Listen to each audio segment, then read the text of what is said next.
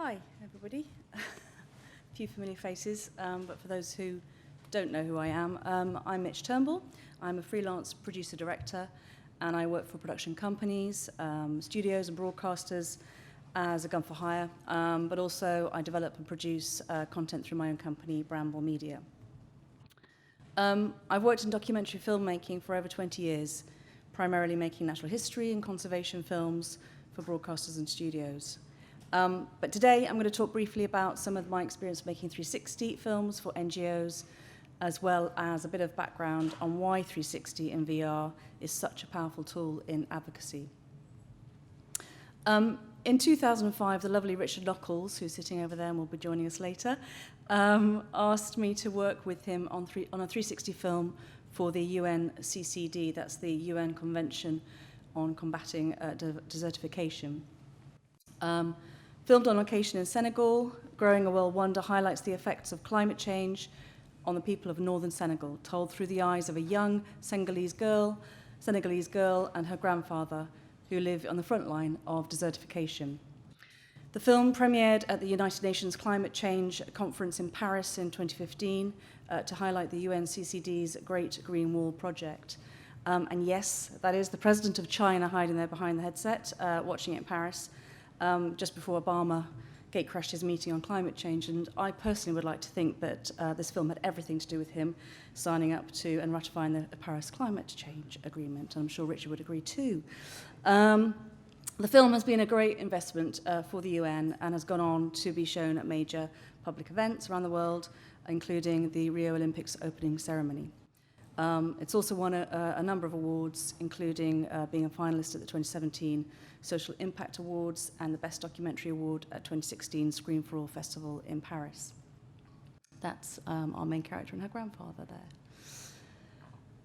So, when making conservation or humanitarian films, why choose 360 and VR over 16:9?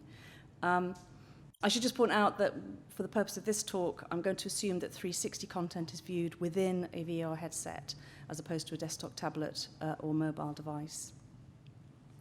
Go back to the question, the simple answer is empathy. Now, I know some of you in the audience might be squirming at this because there's a lot of controversy around this word within the immersive industry after VR was coined the empathy machine back in 2015 by Chris Milk at a TED Talk. Not all VR experiences want to generate empathy. VR is not an empathy machine.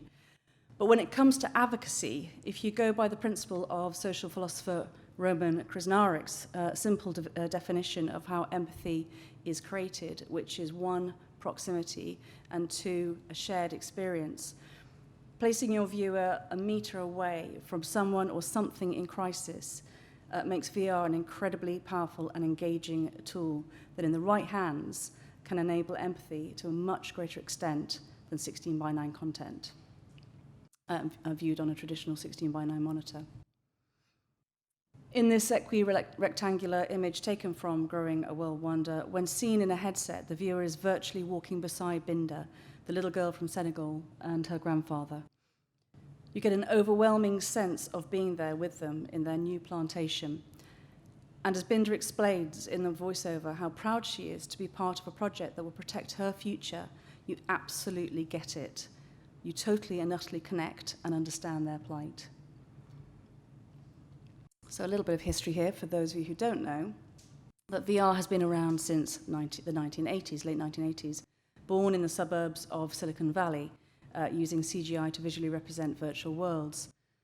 So it's no surprise that the San Francisco Bay Area is a hotbed for VR development and is also home to currently the most in-depth research on human interface with VR and its power to connect and generate on an emotional response.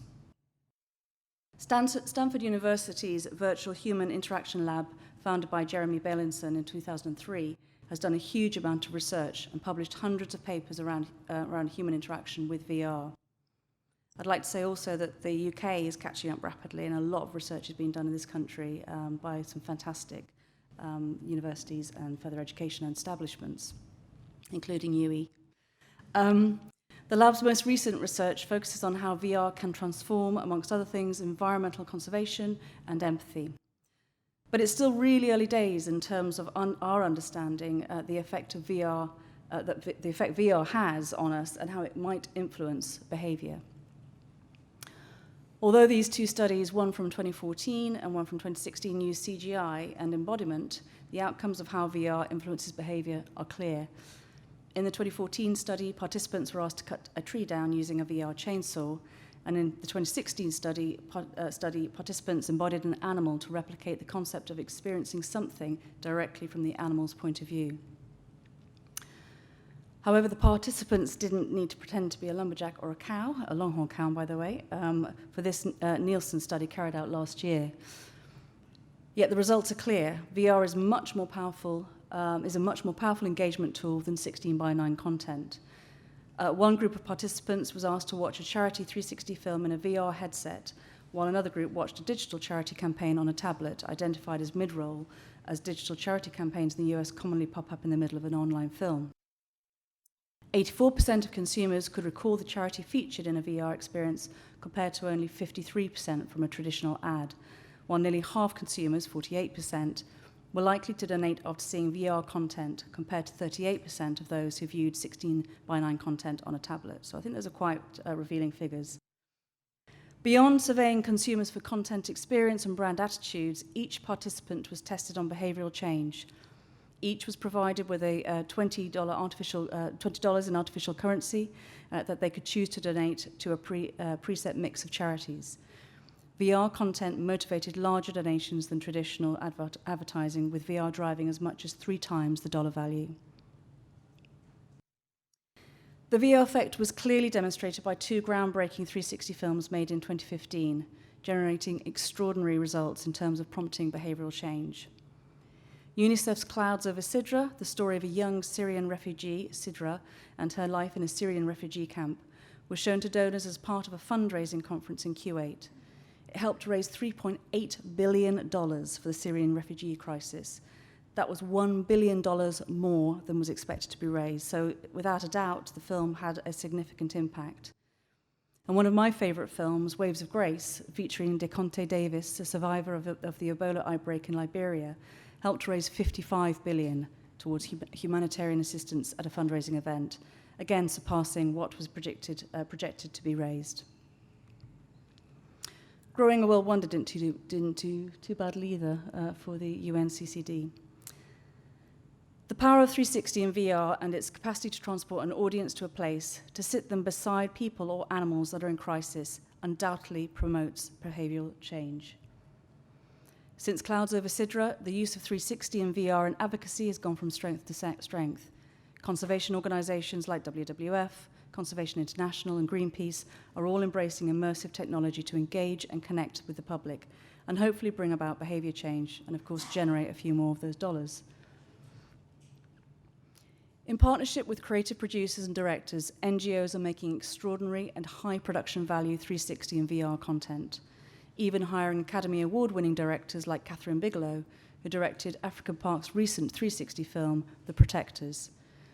The film follows the daily lives of rangers working in Garamba National Park in the Democratic Republic of the Congo. You get to walk alongside the rangers as they go about their dangerous job protecting the park's wildlife, and even stand beside them as they bury one of their own killed while on patrol. I'm just going to show you a quick clip. Dan, do I just escape, or do I click that? Do I escape? Yeah, escape. Sorry.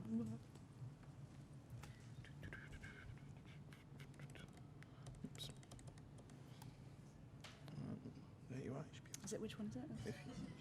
Oh, good, yeah, okay. Oh, yeah. Yeah, brilliant. I'll just show a little bit of the film.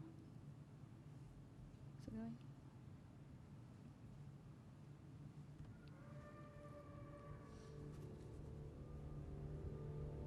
Got sound? Yeah. As you can see, it's a 360 film. Designed to be shown on desktop as well as in headsets. So you can do this on a desktop. How much volume you got?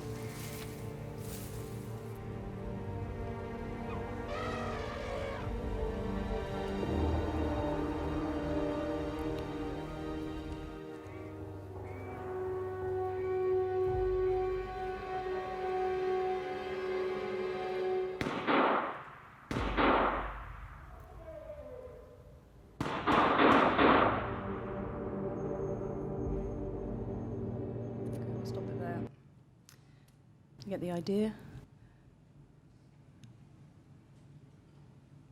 Sorry, Dan, how do I get?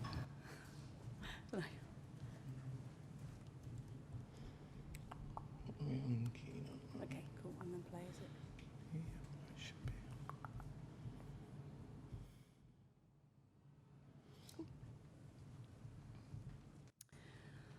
I also want to mention the beautiful VR experience Sea Prayer made by The Guardian and UNHCR and writer Khaled Hosseini, inspired by the tragic drowning of 3-year-old Syrian refugee Alan Kurdi as he tried to cross the Mediterranean with his family in 2015. The film uses beautifully drawn illustrations that unfold within the 360 space, as Khaled Hosseini tells the story of a father's regret for leaving their homeland, but hope for a new life for his son and family. I mention this piece not only because I love it, but it's a great example of the creative possibilities in making immersive advocacy content. But it's not only NGOs and filmmakers that are embracing 360 and VR to make a difference. It's great to see that the immersive tech companies are also pushing their own version of VR for good. And of course, Emily will be talking a little bit about what Jaunt's doing as well. And I think if we all work together to create the best immersive content we can, be that 360, true VR and AR, we will truly honour the wise words of conservationist Baba Dioum, who said at a IUCN meeting in 1968 when he was the Director General of Water and Forestry in Senegal. In the end, we will conserve only what we love, we will love only what we understand, and we will understand only what we are taught. And in my opinion, 360 and VR, as well as other immersive tech, are the perfect tools to enable a deeper understanding of a situation or a crisis, generate a deep sense of empathy, and in turn implement behavioural change, and ultimately facilitate constructive conservation. Thank you.